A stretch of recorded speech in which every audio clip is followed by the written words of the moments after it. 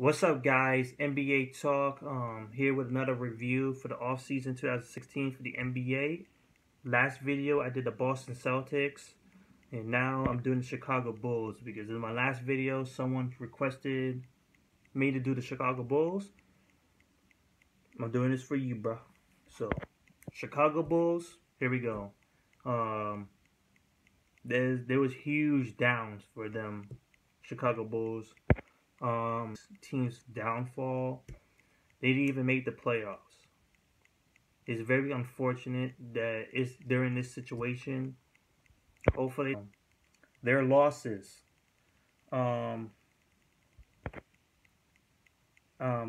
go with the trade first. Because that came first amongst everything in this offseason before the draft even happened.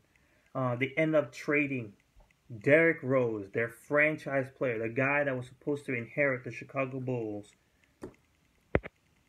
sent him to New York. So pretty much the Derrick Rose era is over. He's coming into his last year of his contract. They probably did not want to risk any more of this. Like so many injuries, so many time wasted, so many shortened seasons. It had to be done. Derrick Rose, Justin Holiday ended up going to New York. They ended up trading Mike Dunleavy, who has been injured for the most part of his time in Chicago. Send him to Cleveland Cavaliers. And also they traded a whole bunch of other players too, which I will get into in a sec. They also, in the free agency part, they lost Paul Gasol, which was no-brainer because it was pretty much clear before even the season even started. Well, before the season ended, sorry, that Paul Gasol was going to leave. And it ended up being true. He ended up going to the San Antonio Spurs. You also missed, how to put this, Joakim Noah is going to New York too. I was thinking that they're gonna take him back, but damn. So they lost two big men, their top tier big men in their roster. It was very unfortunate for this team. Pretty much, I would say they lost more than they gained. So that is for that. So first, let me go over the draft first before I go into the free agency and the trades. Denzel Valentine, 14th overall pick. Paul Zipper, second round pick. I heard good things about Denzel Valentine, especially my cousin. My cousin loved this dude. This guy could be a good answer for this team coming off the bench. So we'll see about this dude. The trades. What they got back from the New York Knicks with their trade for Derrick Rose. Jaren Grant, big time pickup because this guy has good, huge potential. He just won the MVP for the Summer League, a championship winner. Well, if you consider the Summer League, you win a ring and stuff, you know. They got Jose Calderon, which is a great plus for the New York Knicks. So thank you for Chicago Bulls. And plus you got rid of him. That's right. Jose Calderon got traded away too. Again. I don't know where. I think it was in LA. Yeah, LA. Traded him to LA. So another plus for Chicago Bulls. Who else? They got Rob Lopez, which is a good replacement for Joakim Noah going to New York. Rob Lopez has improved as a great player, defensive and offensively as well. So a good replacement for the Chicago Bulls. They also picked up Spencer Dinwiddie, but they ended up waiving him, so it doesn't really matter on him. So now we go to the free agency. They got Isaiah Cannon, who was pretty damn good for the Philadelphia 76ers when it comes to his Philadelphia. He did pretty damn good. You have also Rajon Rondo, so he's going to be the starting point guard coming back from the Sacramento Kings. And you have D Wade coming home to Chicago, his hometown.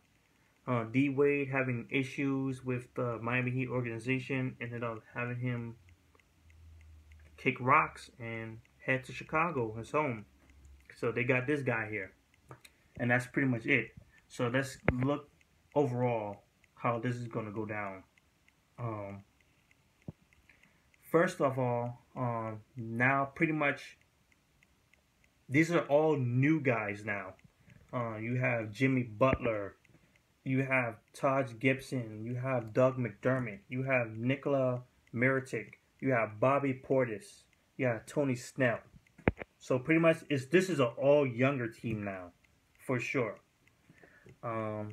And with Rajon Rondo, D Wade here, pretty much the oldest guys coming in. It's going to be fantastic, but unfortunately, there's a couple of issues. Is the chemistry. D Wade and Jimmy Butler playing in the same position. They're probably going to move Jimmy Butler to the small forward spot, and I think that position is going to be too overwhelming. Because I honestly say this, that they're going to rely on Jimmy Butler a whole bunch of times. And you're going to have D Wade a second. And I don't think D Wade and Jimmy Butler can carry this team by themselves. I can't trust Rajon Rondo. His passing ability, yes. But ever since the Dallas thing, Dallas Mavericks thing, he just turns me off, because I'm like this. Who can work with this guy? It's maybe just me, but I just feel like he's not gonna get along with none of these guys. He's just gonna be pretty much gonna be gone soon, so it's just gonna be just temporarily. D Wade, we don't know what type of health that he's gonna be in coming into it, but he played fantastic in the playoffs for sure. But we still don't know his future with this organization. Is he gonna handle it well? Because he's gonna have to take a whole bunch of load for this team on the offensive end. You may rely on Nikola Mirotic, Doug McDermott, who both have improved greatly. And you have Bobby Portis coming off the bench for the front court. Tony Snell with his defensiveness and energy. I think it's just there's going to be a lot of pressure on D Wade and Jimmy Butler, especially. And I don't think they're going to have... This is going to be real pressure. And I think they're going to get hurt this season. God forbid. Because I really don't want that to happen. But this is the NBA, because a lot of pressure gets put on these guys. A lot. Jimmy Butler went through that last season with 2015-2016. D Wade did that as well, especially in the playoffs. I think it's going to be too much for them. And having Rajon Rondo with no real offensive ability, I just don't know. Their Chicago Bulls is just like a question mark. I don't know if they're going to make it or not. They have the talent to compete, but I don't know if it's going to be exactly that. I think injuries is going to play a role into their season. And this is just me being honest. I think it's going to be a lot of pressure going into this season for them. Being how much they've lost so much of who they are as a defensive team. They just moved away from that. And it's really hurting them. So that's it for me. I hope I answered anything for you guys, Chicago fans, because I know I have a lot of Chicago fans. So that's it for me. On to the next video. So peace.